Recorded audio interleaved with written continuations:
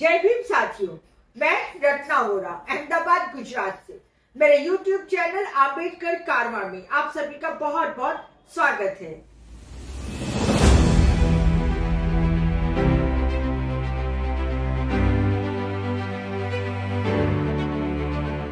साथियों, आज हम बात करेंगे भीमा कोरेगांव की। यह सिर्फ इतिहास नहीं परंतु दलित अस्मिता, संविधान, सत्ता, शौर्य, दमन की एक पूरी कहानी है। साथियों, 1674 में मराठा साम्राज्य की स्थापना हुई और छत्रपति शिवाजी महाराज का राज तिलक किया गया।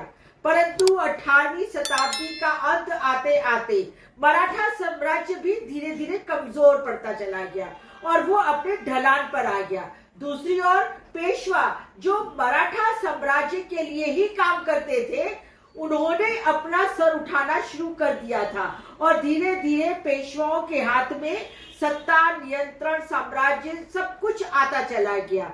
और साथियों, पेशवाओं के पास उस समय पुणे, अहमदनगर, नासिक, सतारा और कोंकण के कुछ हिस्से आ चुके थे। साथियों, क्योंकि पेशवा ब्राह्मण थे, इसीलिए वह मनुवादी व्यवस्था को पूर्ण तरीके से लागू करवाना चाहते थे और इनकी इस पेशवा की मनुवादी व्यवस्था का जो सबसे ज्यादा कोई शिकार बना हो तो वह दलित समाज। वह दलितों को इंसान तक मानने को तैयार नहीं थे। उन्हीं के शासन काल के दौरान दलितों के कमर में झाड़ू और मुंह पर एक मटकी लटकाई जाती थी ताकि यदि उन्हें थूकना हो तो मटकी में थूके और झाड़ू से उनके पैरों के निशान मिटते चले जाएं। और तो और उन्हें सुबह और शाम घर से बाहर निकलने की भी इजाजत नहीं थी। कड़कती तपतपी धूप में ही वो घर से बाहर निकल सकते थे क्योंकि तब परछाई नहीं पड़ती थी, जबकि सुबह और शाम लंबी परछाई पड़ने के सब कारण से किसी भी स्वर्ण समाज का व्यक्ति अपवित्र ना हो जाए, इसीलिए उनको इसकी भी मंजूरी नहीं थी कि वे सुबह से शाम तक निकल सके। साथियों, मराठा के साम्राज्य के दौरान जो महार समुदाय था, महार समुदाय शूद्र समुदाय में आता था, परंतु मराठा की सेनाओं में वह भी शामिल हुआ करते थे और वे खूब वीरता से लड़ा करते थे। परंतु जैसे ही पेशवाओं का शासन आया तो उन्होंने महारों को अपनी सेना में से न केवल खदेड़ दिया परंतु उनके सामने, जैसा कि मैंने आपको बताया, कई तरह की पाबंदियां भी लगा दी और इसी से आहत, दुखी और एक तरीके से कहा जाए तो बेइज्जत होते हुए जो महार थे, उन्होंने ईस्ट इंडिया कंपनी की जो भी उस समय की बटालियन थी उसको ज्वाइन किया और वहां पर ईस्ट इंडिया कंपनी अर्थात अंग्रेजों की बंदूक और तोप चलाने की भी उन्होंने तालीम ली। अब साथियों, यहाँ कुछ सवाल पैदा होते हैं। क्यों 1 जनवरी के दिन हर साल हजारों लाखों की संख्या में लोग भीमा कोरेगांव में जमा होते हैं? क्यों 1 जनवरी को शौर्य दिवस के रूप में मनाया जाता है? भीमा कोरेगांव में जो एक स्तंभ है उसे विजय स्तंभ क्यों कहते हैं और इस स्तंभ पर किन लोगों के नाम खुदे हैं? क्या भीमा कोरेगांव युद्ध के असली नायकों को आज इतिहास छुपाना चाहता है? आखिर अंग्रेजों की सेना में वे कौन लोग थे जिन्होंने पेशवाओं के 20,000 घुड़सवार और 28,000 पैदल सैनिकों को धूल चटा दी? तो साथियों, इन्हीं सब प्रश्नों का जवाब स्वयं 1 जनवरी 1818 के युद्ध के साथ ही जुड़ा हुआ है।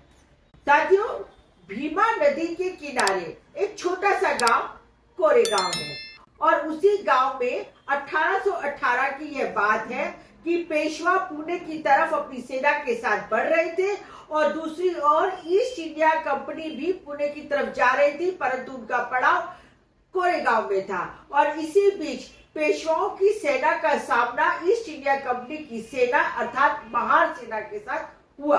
और बस फिर क्या था, वही पेशवा की सेना और ईस्ट इंडिया कंपनी की सेना के बीच में मुठभेड़ हो जाती है, जिसमें सिर्फ 500 पैदल और 300 घुड़सवार थे अंग्रेजों की सेना में, ईस्ट इंडिया कंपनी की सेना में, जबकि दूसरी ओर मैंने पहले बताया थे 28,000 पैदल सैनिक और 20,000 घुड़सवार थे।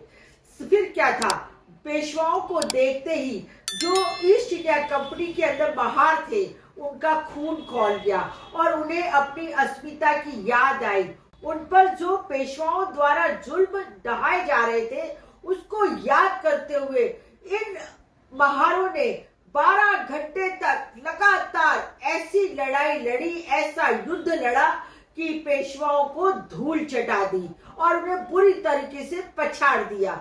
और यह लड़ाई सिर्फ एक युद्ध नहीं था, परंतु अन्याय के सामने न्याय की लड़ाई थी, असत्य के सामने सत्य की लड़ाई थी। ये एक शौर्यता की लड़ाई थी, ये एक अस्मिता की लड़ाई थी, ये अपने अस्तित्व की लड़ाई थी। और तो और साथियों, मनुवाद में तो कहा जाता है कि ब्राह्मण का काम पूजा पाठ करना है और क्षत्रिय का काम है शस्त्र उठाना, जबकि यहाँ पे आपने देखा है कि जिसको शूद्र कहा गया उसी महार समुदाय के लोगों ने शस्त्र भी उठाए और ब्राह्मण समाज को मुंह की खानी भी पड़ी और यहाँ पर पेशवाओं को एक बुरी तरीके से हार का सामना करना पड़ा।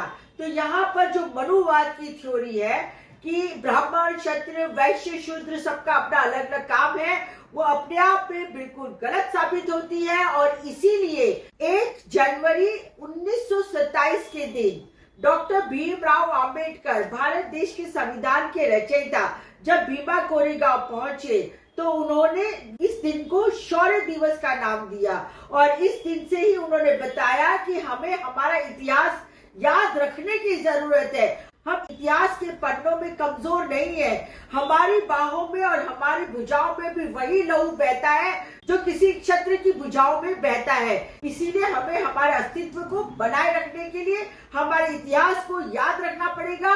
और भीमा कोरेगांव हमारे अस्तित्व का इतिहास है, भीमा कोरेगांव हमारे शौर्य का इतिहास है, भीमा कोरेगांव हमारी वीरता का इतिहास है। और इसी तरह 1 जनवरी को हर साल शौर्य दिवस के रूप में जाना जाता है, मनाया जाता है। आज की तारीख 1 जनवरी है, 2026 का साल है। आप देख सकते हैं कि आज के दिन भी भीमा कोरेगांव में हजारों लाखों दलित समाज से जुड़े, महार समाज से जुड़े वहां इस स्थली पर पहुंचते हैं और श्रद्धांजलि देते हैं और अपने इतिहास को, गौरवशाली शौर्यपूर्ण इतिहास को याद करते हैं। तो साथियों, आज के मेरे इस वीडियो में इतना ही। मैं फिर मिलूंगी एक नई बात लेकर, एक नया विचार लेकर। तब तक के लिए मैं आपसे गुजारिश करना चाहती हूँ कि आप मेरा YouTube चैनल अंबेडकर कारवां को सब्सक्राइब कीजिए, ज्यादा से ज्यादा लाइक दीजिए, ज्यादा से ज्यादा शेयर कीजिए। साथ ही आप मुझे इंस्टा, फेसबुक और एक्स पर भी फॉलो कर सकते हैं। तो साथियों, फिर मिलते हैं। जय भीम। मैं अकेला ही चला था जानिबे मंजिल, मगर लोग साथ आते गए, कारवां बनता गया।